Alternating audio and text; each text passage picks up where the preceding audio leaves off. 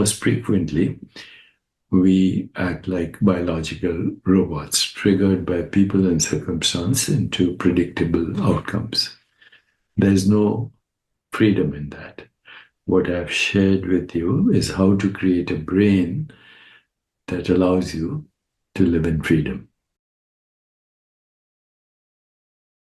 Mind becomes conditioned through experiences, everyday reality, so-called perceptions. It also gets conditioned through beliefs.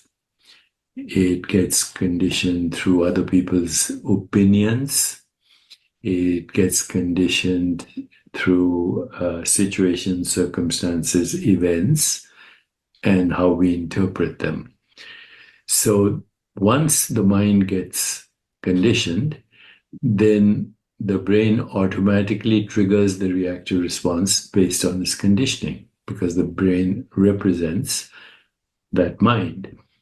And then the brain becomes like a complex algorithm that processes inputs and generates outputs.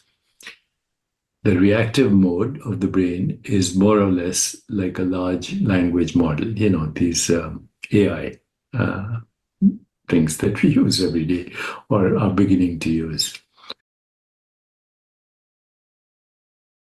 We change the neural landscape of the brain by making conscious choices from a state of awareness that will then create new neural pathways.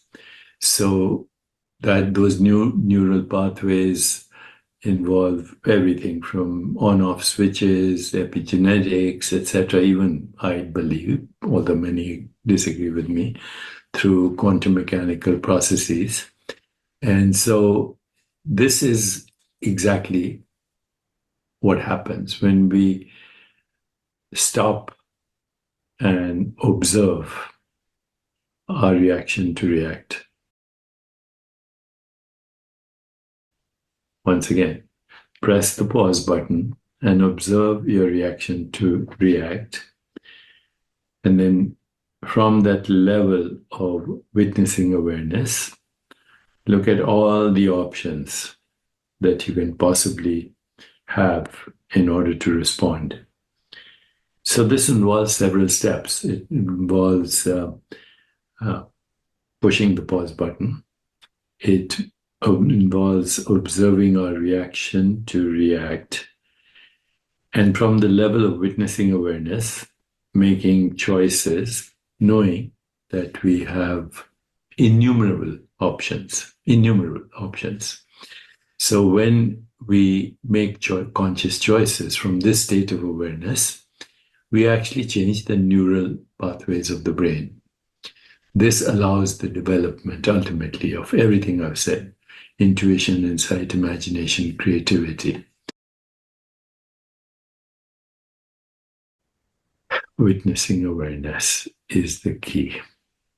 And then that requires being always in a state of restful awareness, resting in awareness, making a habit of resting in awareness. And then even asking questions of ourselves in that state, such as, from what level am I responding? Am I responding from the fight-flight response, the reactive response, the intuitive response, the creative response, the higher visionary response, or even the sacred response? So once we start doing that, we are actually changing the landscape of the brain, the symbolic representations of experience, because we're generating new experiences, more creative experiences.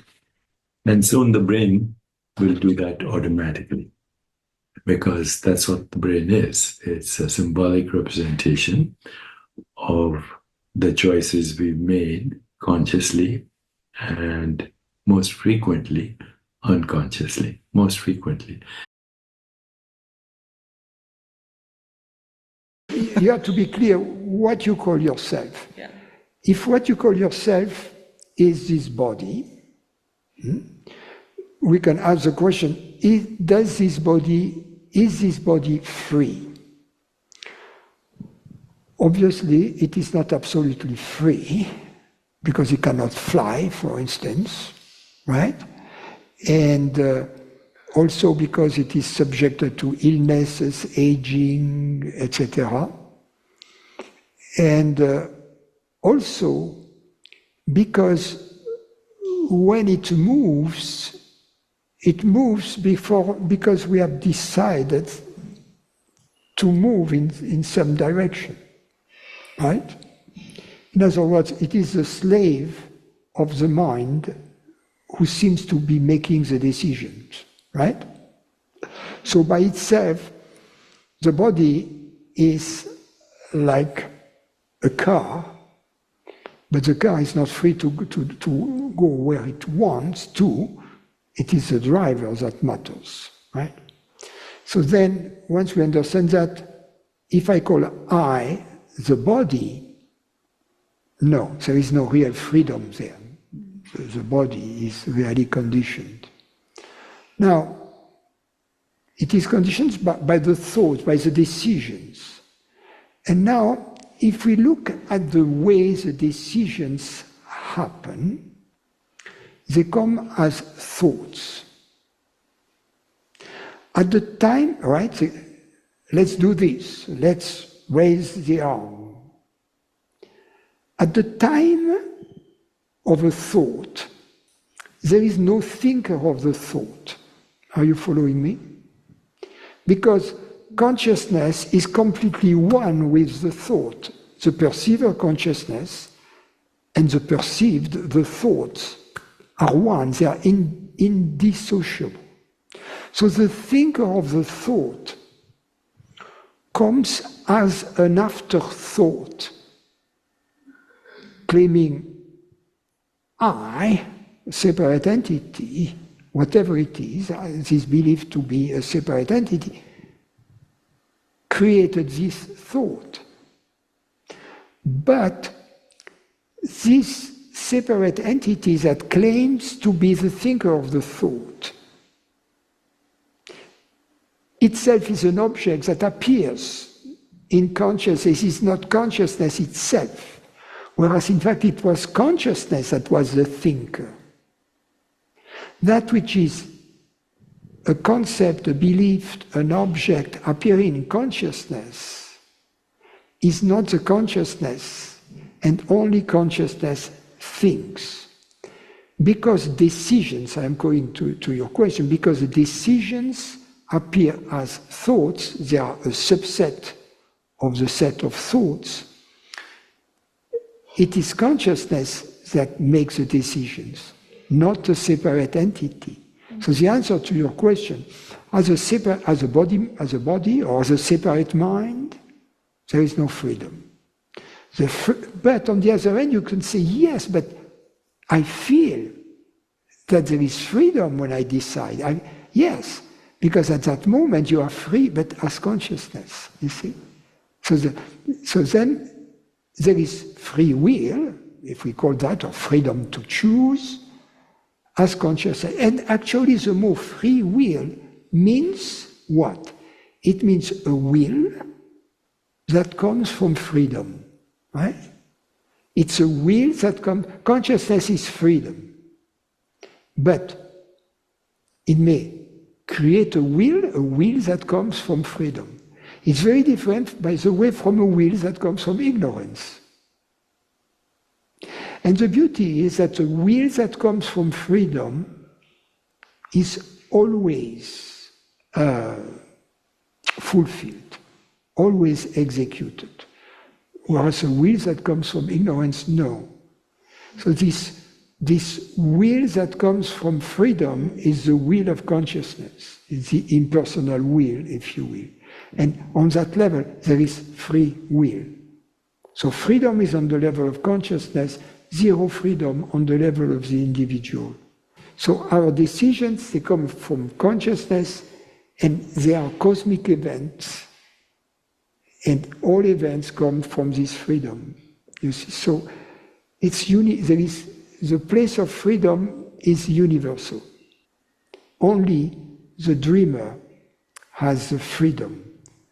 And the dreamer can change the dream at any moment, if we can, at any eternal moment. In other words, because the dreamer can change the dream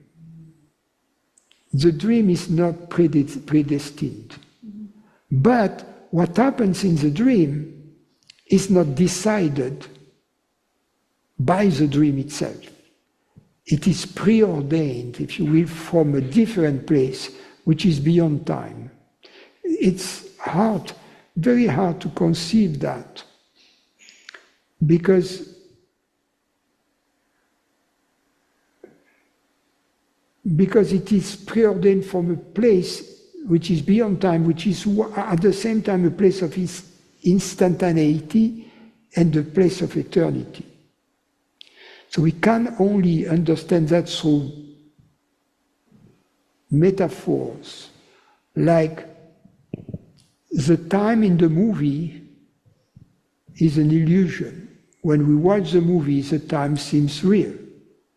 But in fact, what we watch, for instance, the various scenes in the movie may have been shot at completely different times, right? And then during the editing process, have been recreated to give a story.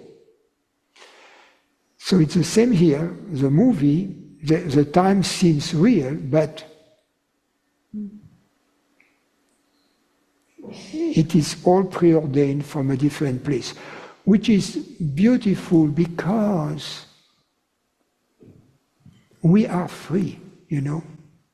We are free. As consciousness, we are free, and we are consciousness.